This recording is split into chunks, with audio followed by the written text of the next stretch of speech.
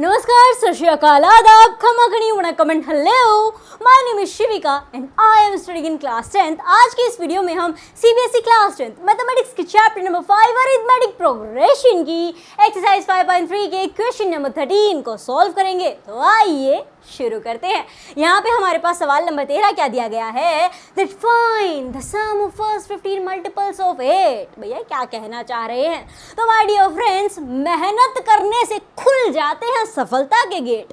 मेहनत करने से खुल जाते हैं सफलता के गेट। हमें पता करना है सम ऑफ 15 मल्टीपल्स ऑफ 8, यानी कि 8 के शुरुआती जो 15 मल्टीपल होंगे उनका सम क्या होगा। क्योंकि ओके, पिछले वाले में डिविजिबल बाय 6 पूछा था, अब सीधा मल्टीपल ऑफ 8 पूछ लिया है। जी बिल्कुल, यानी आपको 8 का पहाड़ा लिखना है।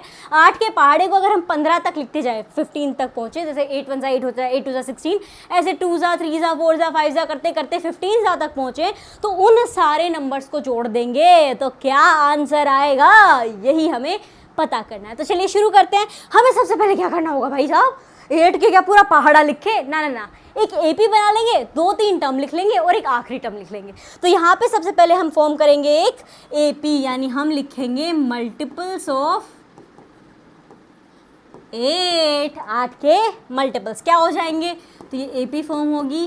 पहला तो 8 ही होगा, 8 1 8, फिर आपका 8 2 16 हो जाएगा। देन आगे बढ़ते जाएंगे, 8 3 24, 8 4 32, dot dot dot dot dot dot dot dot and so on. लेकिन कहाँ तक ऑन रहेगा ये, तो जनाब ये रहेगा 15 टर्म्स तक, ठीक है, 15 टर्म्स तक। ये अपनी पहली टर्म, ये दूसरी टर्म, ये तीसरी टर्म, ये चौथी टर्म, ऐसे करके 15 तक हमें जाना है। लास्ट टर्म अपनी 15 है, क्योंकि वो सब ठीक है, पर 15 टर्म हम पता कैसे करेंगे, वैल्यू क्या आने वाली है। तो आपने दूसरी टर्म के लिए क्या किया, बोले 8 गुणा 2 किया। ओहो। तीसरी टर्म के लिए क्या किया, बोले 8 गुणा 3 किया। ओके। चौथी के लिए 8 गुना 4, तो 15वीं के लिए भी 8 गुना 15 कर दो ना। तो मेरे प्यारे दोस्तों, विराट कोहली की कवर ड्राइव होती है मास्टरपीस। विराट कोहली की कवर ड्राइव होती है मास्टरपीस। 15 गुना 8 होगा 120, ठीक है। तो अपनी आखिरी टर्म क्या आ गई, 120 आ गई, 120 आ गई। तो कहोगे ये तो एपी बन गई, अब सारा मामला सॉर्ट आउट है, खाली सम ऑफ एन टर्म्स का फॉर्मूला लगाना है। ना ना, तनिक ठहरो, जो चीज़ें हमारे पास हैं उन्हें हम पहले लिख लेते हैं, क्या क्या है जो हमने यहाँ पे पता की हैं।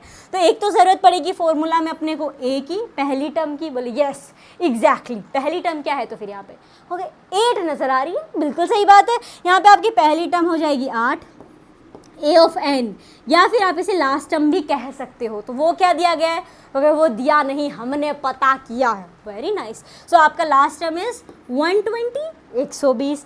नंबर ऑफ टर्म्स कितनी हो जाएंगी, क्योंकि हो तनिक ठहरो, हम थोड़ा सवाल को और से देखते हैं फिर पता करते हैं। 1 से शुरू कर रहे हैं, 15 लास्ट टर्म है, मतलब नंबर ऑफ टर्म्स 15 होंगी। जी बिल्कुल। सो एन की वैल्यू हो जाएगी आपकी 15। अब ये सारी चीज़ें हमने लिख ली। हाँ, अब मुद्दा आता है फॉर्मूला कौन सा लगेगा सम ऑफ एन टर्म्स पता करने के। तो भाई 2 फॉर्मूला है, उन दोनों में से कैसे डिसाइड करें कि हमें कौन सा चूज करना होगा यहाँ पे इस सिचुएशन को देखते हुए। सो माय डियर फ्रेंड्स, जब भी मन में हो रही हो उथल पुथल, जब भी मन में हो रही हो उथल पुथल, तो कहो ऑल इज वेल। जी हाँ, जब भी मन में हो रही हो उथल पुथल, तो कहो Munna all is well. Formula यहाँ पे लगेगा S of N is equal to N upon में 2 ए प्लस में एल। जी हाँ, हम ये वाला फॉर्मूला लगाएंगे। कहा है ये क्यों लगाएंगे, उस बड़े वाले को क्यों नहीं लगा रहे हैं, क्योंकि हमारे पास यहाँ पे लास्ट टर्म दे दी गई है, ठीक है।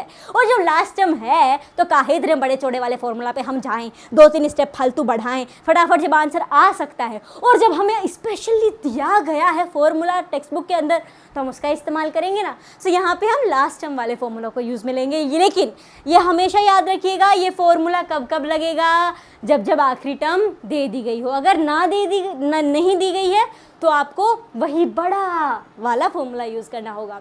तो चलिए यहाँ पे वैल्यूज़ पुट करते हैं। हमें तो खाली सम पता करना है। एन की जगह आ जाएगा आपका 15 अपॉन में 2। ओके, आगे बढ़ते हैं। ए कितना है, 8 है। एल कितना है, अब कहोगे हमें एल नहीं लिखना, तो कोई बात नहीं, आप ए ऑफ एन भी लिख सकते हो, दोनों सेम ही चीज़ें हैं। ए प्लस में एल लिखना चाहो तो भी सही रहेगा, ए प्लस में ऑफ एन लिखना चाहो तो भी सही रहेगा। सो यहाँ पे आपका आ जाएगा 120, लेट मी राइट इट है 120। अब क्या किया जाए, तो अभी 15 और 2 को ऐसे ही ले लेते हैं, इनको जोड़ लेते हैं। सो 120 में जब आप कर दोगे प्लस में 8 तो आपके पास आ जाएगा 128। चलो ये आ गया। अब क्या किया जाए, अब हल्की सी थोड़ी बोड़ी सी काटापीटी कर दी जाए। ये 2 से कट हो जाएगा, 2 1 2, 2 6 12 एंड 2 4 8, तो यहाँ पे 64 आ गया। अब आपको 15 को मल्टीप्लाई कर देना है 64 के साथ, 15 गुणा 64, 15 इंटू 64, तो ये आ जाएगा आपके पास 960। तो जनाब ये क्या है, तो माय डियर फ्रेंड्स, समझदार इंसान होता है वही जो करता है फैक्ट के साथ बात। समझदार इंसान होता है वही जो करता है फैक्ट के साथ बात।